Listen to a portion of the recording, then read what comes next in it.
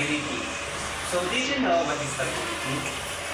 So the other term for the stability, always remember, is all about balance. Okay? So stability refers to the body's ability to maintain balance during movement or while staying still. In sports, balance is very important to avoid injuries, falling, and to perform movements efficiently. So in stability, there have been two types of equilibrium. Equilibrium. It is the static and dynamic. So in static, it is the body is balanced while not moving. Then in the other hand, dynamic, equilibrium, it is the body is balanced while in motion. So for example,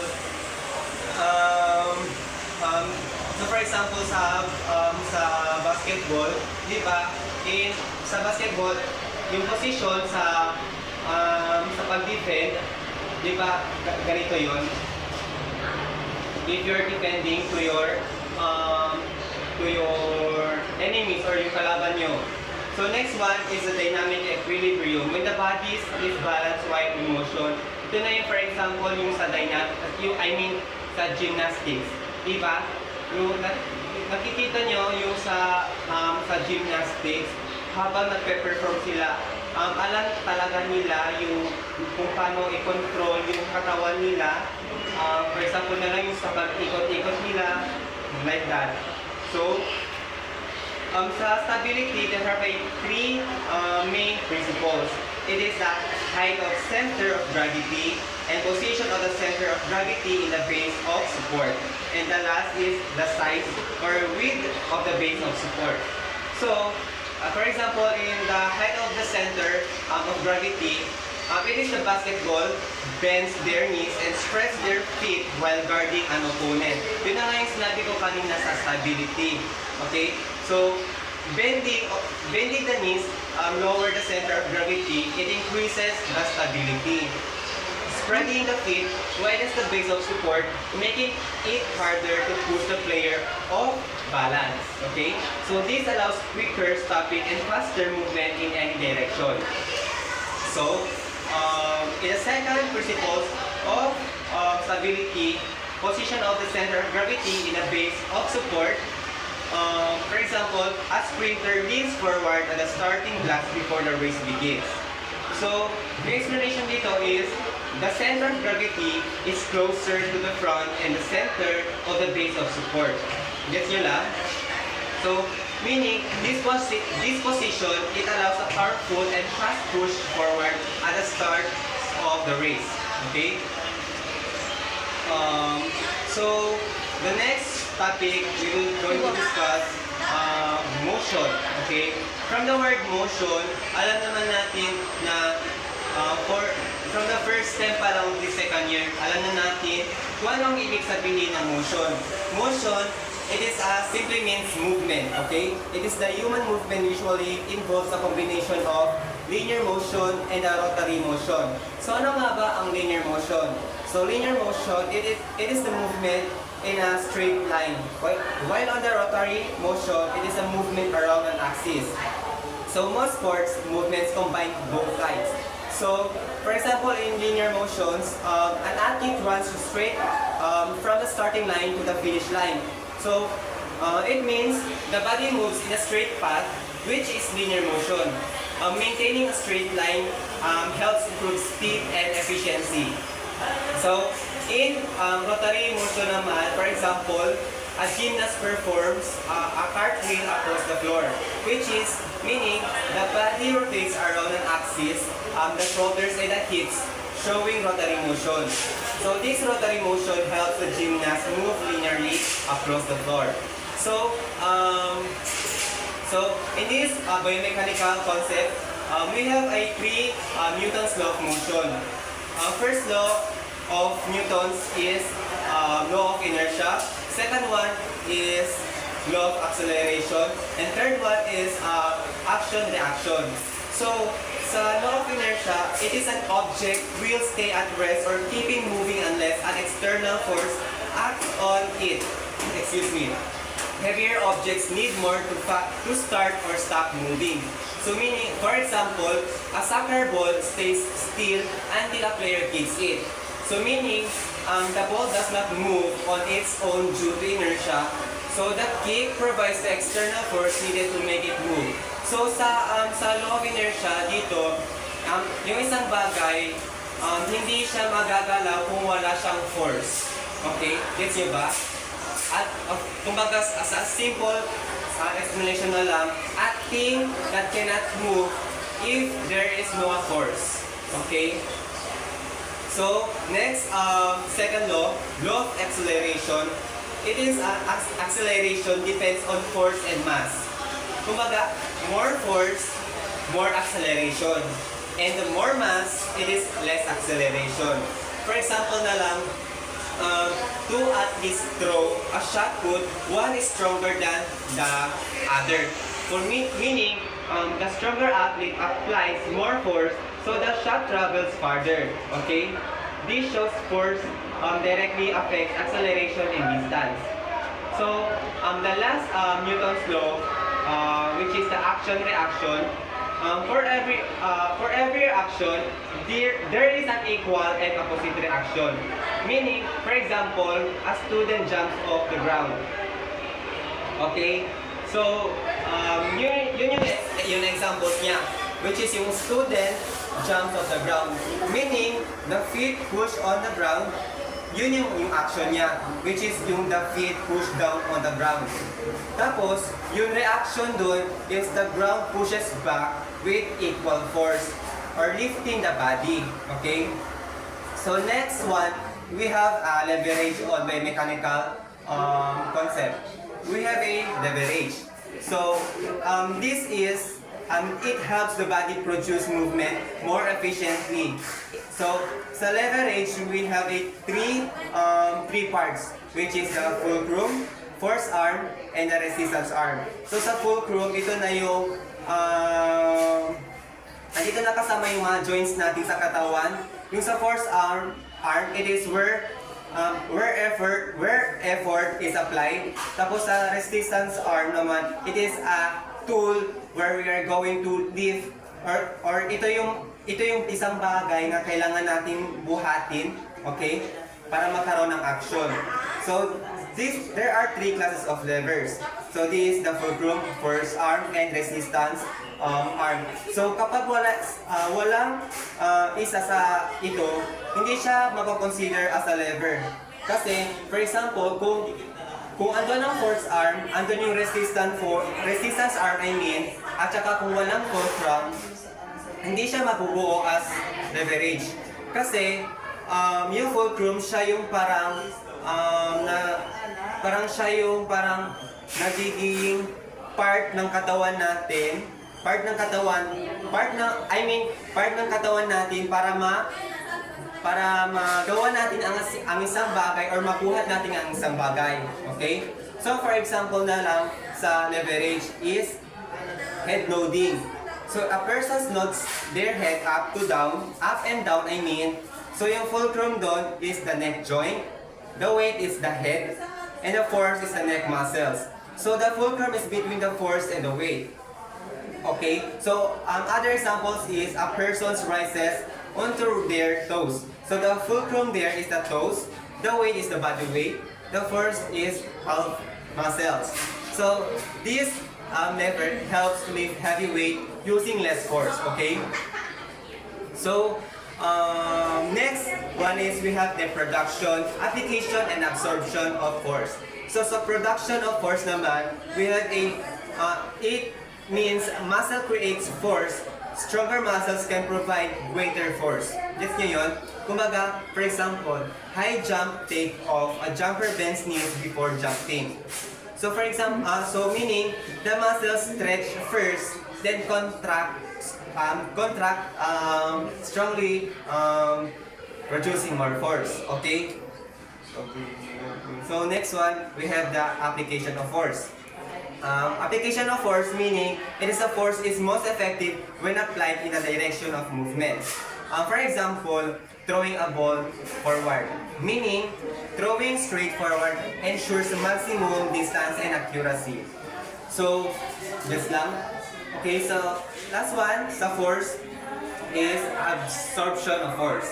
So meaning, it helps prevent injuries by reducing impact. Okay? For example, catching a fast ball. For example na lang sa baseball, di ba? Using two hands and bending the elbows spreads the force over time and area, making it safer. Okay? Yun yung about sa absorption of force. So my name is Shane Ashley Villa Bonita, and I'm going to discuss to you about the biomechanical analysis, instrument and techniques, analysis of human movement, and the core biomechanical concepts.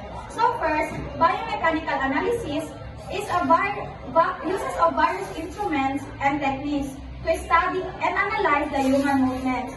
Help biomechanical understand how the movement how moves and perform improves over the years due to the advanced computer and microchip technology. So it allows more accurate observations and make sure the movement and evaluate the motion to enhance understanding of human movement and improve the performance. So the common instrument used is the computer, anthropometry tools, timing devices, and motion capture system. So the videography, electrogeometry, electromyography or EMG, and the dynography and telemetry. And lastly is the visual observation. So the instrument and techniques used in biomechanics is yung pag-aaral kung paano gumagalaw yung mga katawan ng tao, lalo na sa mga sports or sa mga physical activities.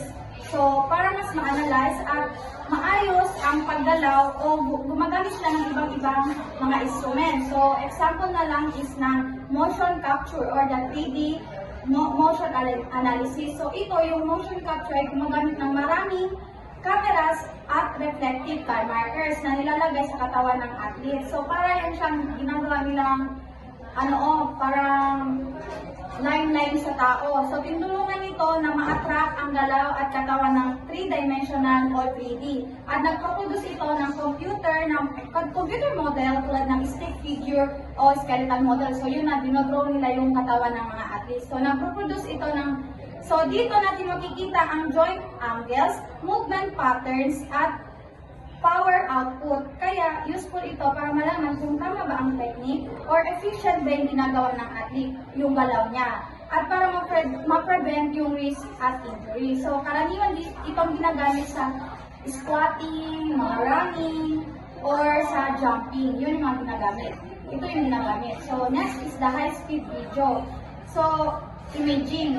And high-speed video imaging ay gumagamit ng high frame rate cameras, yung mga mamahal na cameras na dito, para makuha yung sobrang bilis na galaw, hindi nakikita ng mata. So, ito ginamit nila para ma-analyze yung mga mabibilis na galaw. Itong cameras yung ginagamit ng mga coaches or instructors. So, pwede itong i-play sa slow motions para ma-analyze yung speed, yung timing, at ma-analyze din yung mga angles ng movement. So, very helpful ito siya sa mga sport na mabilis, katulad ng mga yung sa golf swing, yung pangpalo, sa tennis stroke, yung pang-stroke ng table tennis, at sa sprint din, paano mag-start kasi mabilis siya.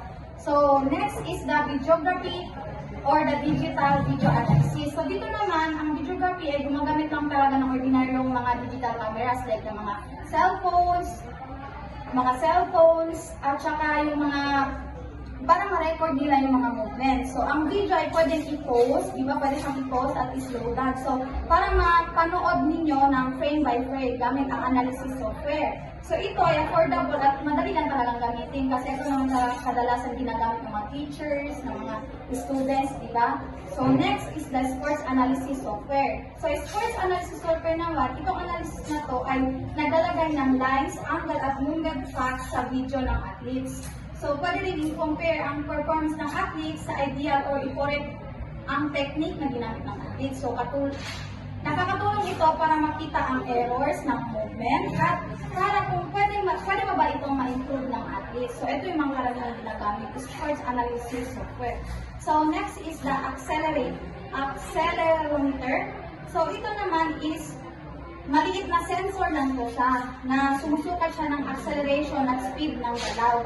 So, madalas itong na-attach sa katawan ng athlete, nilalagay nila ito sa katawan ng athlete o sa sports equipments. Sa sports, katulad sa sports equipment nila dito inilagay. So, nakakatulong ito para ma-analyze ang movement and intensity at direction ng paggalaw. So, next is the force platform or the force plate. So, ang force plate naman or platform ay sumusukat ng ground reaction force. Kapag ang athlete is yung, for example, yung tumalon. So, ito yung ginagamit nila sa pag-analyze or pag-monitor sa athletes. Or, pag example, yung paglapag niya, yung pag sa jump ba, yung sa athletics, meron na yan, gano'n. Ito karamihan ginagamit nila. Tapos, so, pinapakita kasi nito kung paano ginagamit ang force ng paa. So, common itong ginagamit sa katulad ng mga walking, running, yung pag-jumping, at sa weightlifting din analysis ginagamit ito. So, next is the electromyography or EMG. Ito na yung EMG. Ang EMG ay sumusukat sa electrical activity ng muscle habang gumagalaw ang katawan. So, makikita dito kung anong muscle ang active at gaano kalakas ang contraction nila. So, helpful ito siya para sa maintindihan ng muscle ang coordination at muscle fatigue. So, next, the electrogeometer.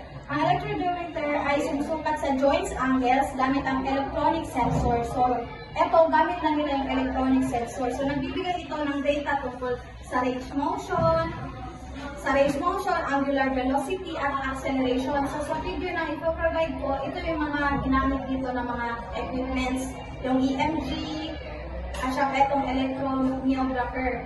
So, next, madalas itong ginagamit sa rehabilitation at gamit ang analysis. So, next is the dynamography or the diometer. Ang diometer ay ginagamit para sukatin ang force or ang power ng muscles. So, karaniwan itong ginagamit sa strength, testing, at rehabilitation. So, nakakatulong ito siya para sa objectively evaluate ang muscle performance ng isang tao. So, next is the telemetry. Ang telemetry ay isang wireless transmission o biomechanical data tulad ng heart rate. So, dito, minomonitor nito yung heart rate, yung force, at joint angles ng isang atleta. So, pinapayagan nito yung real-time data collection habang actual na gumagalaw yung athlete. So, dahil wireless to siya, hindi nito nililimitahan yung galaw ng athletes kumpara sa wired system kasi di ba idikit lang lang yun. So, wireless lang. So paggamit ng mga digital camcorder or mobile phone ay tumutulong sa coaches para ma-record at ma-analyze ang galaw ng athletes sa pamamagitan ng pag-slow motion, replay, or side-by-side comparison. So, mas madaling makita ang tamang technique at mga errors ng mga athletes. So, maaaring madagdagan ang coach ng text, audio, or mag-draw sila doon ng mga tools na gamit ang sports analysis app. So, karamihan ay libre at madali lang gamitin. So, halimbawa na lang yun sa table tennis, di ba? No, nire-record ng coach yung current stroke ng athlete gamit yung cellphone sa slow motion. So, makikita doon yung maling timing ng pagpalo ng athletes. So, pwede siyang gamitin. So, mamarkahan doon o idodraw doon yung dahilan kung bakit nagkamali yung stroke ng isang athlete. So, dahil dito, mas naintindihan ng athlete kung paano itama yung kanyang technique sa mga international na talaga ginagamit talaga ng mga coaches yung mga apps na ganito. Next is the analysis of human movement. So, the analysis of human movements is yung pag-aaral kung paano gumagalaw yung katawan gamit ang science. So, may dalawang paraan tayo sa pag-analyze. So, first is the quantitative analysis. So, dito yung quantitative analysis is gumagamit ng mga numbers at data. Like, for example, yung force, time, and power. So, ginagamit ng force plate para sukatin yung pagkita ng pag-slow motion, replay, or side-by-side comparison. So, mas madaling makita ang tamang technique at mga errors ng mga athletes. So, maaaring madagdagan ang coach ng text, audio, or mag-draw sila doon ng mga tools na gamit ang sports analysis app. So, karamihan ay libre at madali lang gamitin. So, halimbawa na lang yan siya sa table tennis. Diba, no? Nire-record ng coach yung forehand stroke ng athlete gamit yung cellphone sa slow motion. So, makikita doon yung maling timing ng pagpalo ng athletes. So, pwede siyang gamitin. So, mamarkahan doon yung, o idodraw doon yung dahilan kung bakit nagkamali yung stroke ng isang athlete. So, dahil dito, mas naintindihan ng athlete kung paano itama yung kanyang technique. So, mga international na talaga, ginagamit talaga ng mga coaches yung mga apps na ganito. Next is the analysis of human movement. So, the analysis of human movements is yung pag-aaral kung paano gumagalaw yung katawan gamit ang science. So, may dalawang paraan tayo sa pag-analyze. So, first is the quantitative analysis. So, dito yung quantitative analysis is gumagamit ng mga numbers at data. Like, for example, yung force, time, and power. So, ginagamit ng force peg para sukatin yung force habang tumatalon. So, like for example, sinusukat kung paano kalakas talaga yung tulak ng athlete sa lupa. Like syempre, yung pagtalon, yung jumping. So, yun yung sinusukat niya yung timing ng pagtalon. So, gamit yung quantitative analysis ng force, time, at power niya. So, sa quantitative analysis naman, visual observation lang, visual. So, pag-observation lang ng galaw at technique. So, example, yung coach, napansin niya na parang yung pag-landing ng pagtalon is tabingi. So, by visual observation lang yun. So, yun yung quantitative analysis. So, using science to improve movement. So, ginagamit ang force peg para malaman ang strength at explosiveness ng athletes. So, makikita niyo sa PPT namin yung example ng force plate or yung nilagay namin doon ng measurement. So, ipapakita ng force time graph doon kung gaano kalakas at kabilis yung force na na-produce. So, nakakatulong ang data para ma-adjust yung training program. So, doon makikita niyo yun yung wala pa niya nagamit yung science hanggang nagka-improve na-apply niya na yung science doon sa graph namin na pinubay. So, like for example, kung mabagal yung take-off, matadagdagan na explosive or plyometric training. So, makikita, mabibase doon kung may improvement ba or kailangan pang idagdag yung mga explosives o plyometric training niya. So, the type of jump used sa analysis na yon sa graph sa force time graph na i-provide namin is yung squat jump. So, makikita doon yung walang pababang galaw, diretso talon lang. So, doon sinusukat yung pure leg strength. So, for example, yung parang biglang talon mula sa squat position, makikita nyo doon sa time graph na i-provide namin. So, sa counter movement, vertical jump naman is may pababa muna bago tumalon. So, ginagamit yung stretch shortening cycle niya. So, example na lang yung pagtalon ng volleyball player bago siya mag-spike. So, pwede yun siya. Then, next, meron din doon sa second slide is the drop jump.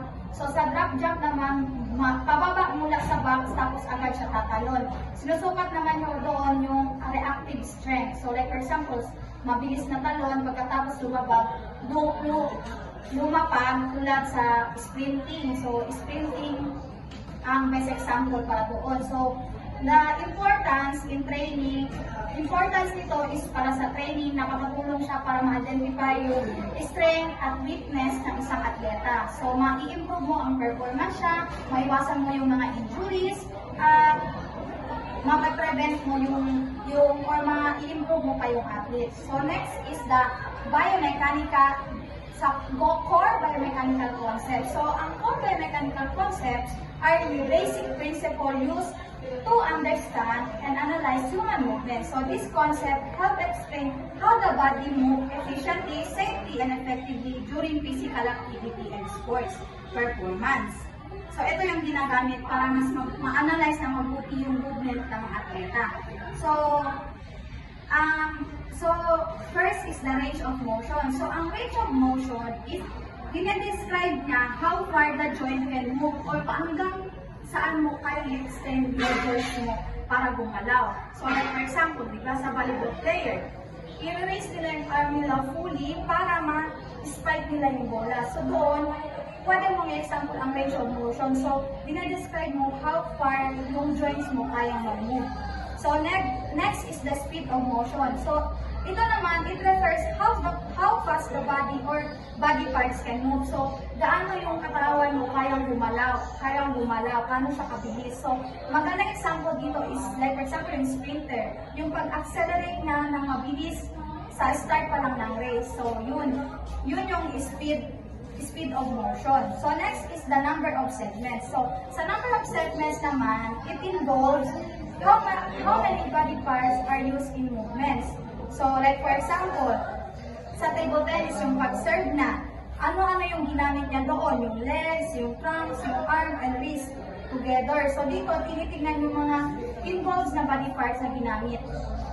So, next is the nature of segment or plane of movement. So, dito naman, it refers how the body parts move and in which direction. So, paano siya gumalaw at saan direction siya pupunta. So, like for example na lang dito is yung sa basketball player, di ba? Habang nag-move siya, habang nag-dribbling siya ng bola, di ba? Magpalit siya agad ng direction para mag-dribble siya. So, yun yung best example doon. So, next is the balance, the ability to stay stable while moving or standing still. So, dito naman, like for example, yung sa gymnast, landing on one foot without falling. So, dito is yung pag-stable mo sa isang lugar na dapat nakabalanse ka talaga. So, yun yung maganda. Yung, di ba, pag mag-gymnast ka, meron na sila parang exhibition na magtatalon sila. Tapos dapat magdalan sila ng stable. So, yun. Ganon yung dapat ganon yung balance. So, next is the coordination. How well body parts work together smoothly. So, paano yung mga body parts natin gumagalaw ng smooth lang, yung maayos talaga. So, example dito is yung swimmer, yung coordination ng arms niya at saka yung coordination ng arm stroke niya para lumangoy, tapos dapat naka-connected, dapat sabay yung leg kicks niya. So, ganun. So, next is the compactness. So, keeping the body close to its center of mass. So, example, yung figure ng skater, pulling arms during a spin. So, yun yung example doon.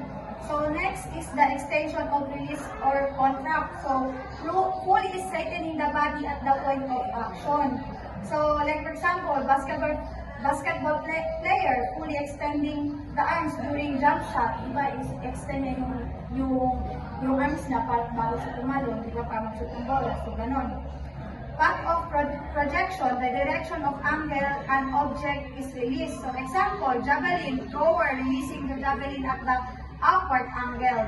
So, yun yung example ng path of projection. Yung i-direct mo yung angle bago mo siya i-release. So, best example is the javelin thrower. So, next is the spin. The rotation applied to the body or an object. So, ito naman, yung pag-rotate mo, para ma-apply mo ito sa body or sa object na ginagamit mo. So, like for example, sa soccer player, i-add niya yung spin niya sa bola para i-kick niya. So, doon, di ba, yung rotation niya, isina-apply niya doon sa bola at saka sa katawan niya para ma-shoot yung free kick niya. So, yun lang yung lahat ng mga all about na mga topic namin. So, thank you very much.